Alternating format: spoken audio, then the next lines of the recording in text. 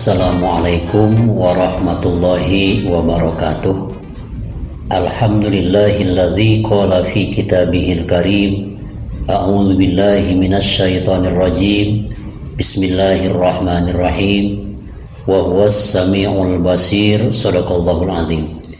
Wa qala ulama wa yajibu fi haqqihi ta'ala as-sam'u wal basar wa huma sifatani qadimatani qaimatani bidzatihi ta'ala yankasifu bihima al-wujud wa diduhuma as-samamu wal ama wa dalilu ala dzalik qaulu ta'ala wa huwas samiul basir. Alhamdulillah wa syukrillah, puja dan syukur kita panjatkan ke hadirat Allah Subhanahu wa taala.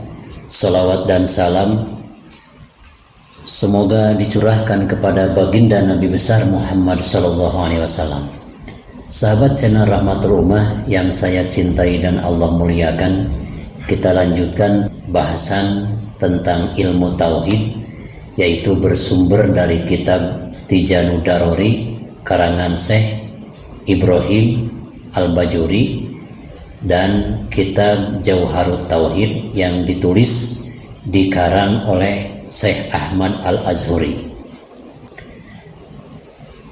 Di bahasan video yang kemarin kita telah membahas sifat yang wajib di Allah yang wajib kita ketahui ada 20, baru sampai bahasan sifat nomor 10 yaitu sifat hayat. Sifat yang wajib di Allah yang wajib kita ketahui nomor 11 adalah sifat sama. Artinya Allah itu maha mendengar. Wal basor, Allah itu maha melihat. Dan perlu kita ketahui bahwa sifat sama dan basornya Allah ini adalah sifatani qadimatani qaimatani bidzatihi ta'ala. Pendengaran Allah beda dengan pendengaran makhluknya. Begitupun penglihatan Allah beda dengan penglihatan makhluknya. Di mana letak perbedaan pendengaran Allah dan penglihatan makhluknya berbeda? Mari kita kaji kitab Tijanud Darori. Wahuma sifatani qadimatani, sifat sama dan basor, mendengar dan melihat adalah sifat Allah yang terdahulu.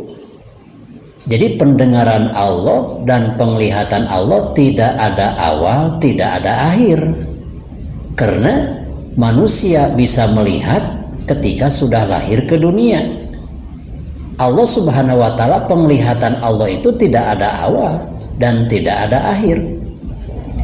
Begitupun pendengaran manusia, bisa mendengar itu karena memang diberi mendengar oleh Allah Subhanahu wa taala.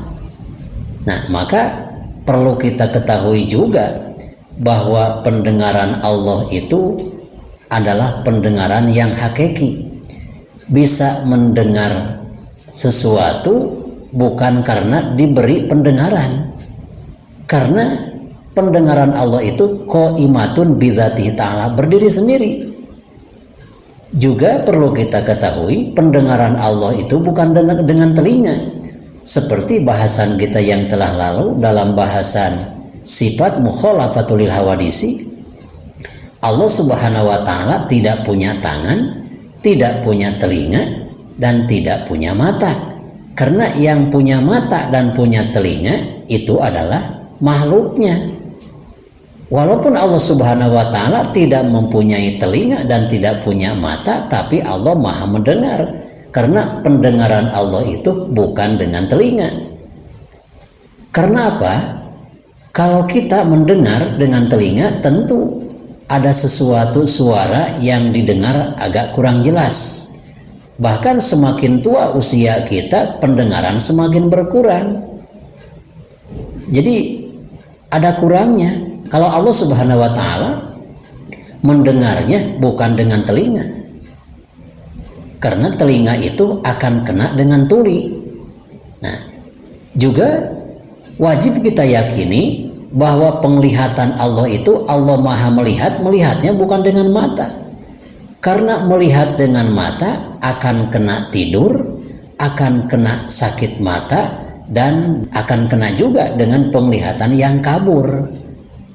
Mungkinkah bagi Allah tidur? Tidak. La ta'khudhuhu sinatu wala naum. Mungkinkah bagi Allah Subhanahu wa taala akan buram penglihatan? Tidak. La yakhfa alaihi syai'un fis sama'i wal ar. Segala apa yang ada di atas langit dan ada di muka bumi itu tidak samar-samar bagi penglihatan Allah Subhanahu wa taala. Karena memang penglihatan Allah itu bukan dengan mata, tapi dengan sifat basornya Allah Subhanahu wa taala. Sahabat channel Rahmatul Ummah yang saya cintai dan Allah muliakan, sifat nomor 11 wajib kita yakinkan Allah itu maha mendengar. Mendengarnya Allah bukan dengan telinga, tapi dengan sifat sama. Sifat nomor ke-12 wajib kita ketahui dan wajib kita yakini Allah mempunyai sifat basor. Allah maha melihat, mustahil buta. Allah mendengar, mustahil tuli. Allah melihat, mustahil buta. Juga supaya lebih mantap keyakinan kita kepada Allah Subhanahu wa taala, wala yanfa'u sam'ahu bu'dun wala yahjibu ru'yatahu dzulamun. Tidak akan bisa menolak akan pendengaran Allah karena jauhnya jarak. Kalau kita mendengar ada suara dari jauh, tidak mungkin kedengaran. Itulah kalau kita mendengar dengan telinga. Kalau Allah mendengar dengan telinga, berarti akan kedengaran pula. Suara-suara itu samar-samar. Jadi pendengaran Allah Subhanahu wa taala tidak terbatas dengan jauh. Wala yahjibu ru'yatahu dzulamun, dan juga tidak bisa menghalangi penglihatan Allah ini dengan adanya gelap. Kalau kita melihat dengan mata, gelap sedikit pun hampir samar-samar penglihatan kita. Beda lagi dengan penglihatan Allah. Penglihatan Allah itu bukan dengan mata, sehingga walaupun ada gelap tetap aja jelas bagi Allah Subhanahu wa taala.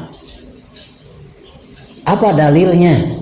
Dalam kitab suci Al-Qur'an bahwa Allah Subhanahu wa taala mempunyai sifat sama dan basor, maha mendengar dan maha melihat, bisa dibuka di surat Asy-Syura ayat ke-42. Wa huwas samiul basir, wa huwa, dan zat Allah itu as-sami'u, zat yang maha mendengar, al-basir, dan maha melihat. Mustahil Allah Subhanahu wa taala mempunyai sifat somam, yaitu tuli. Mustahil Allah Subhanahu wa taala mempunyai sifat umyu, yaitu buta.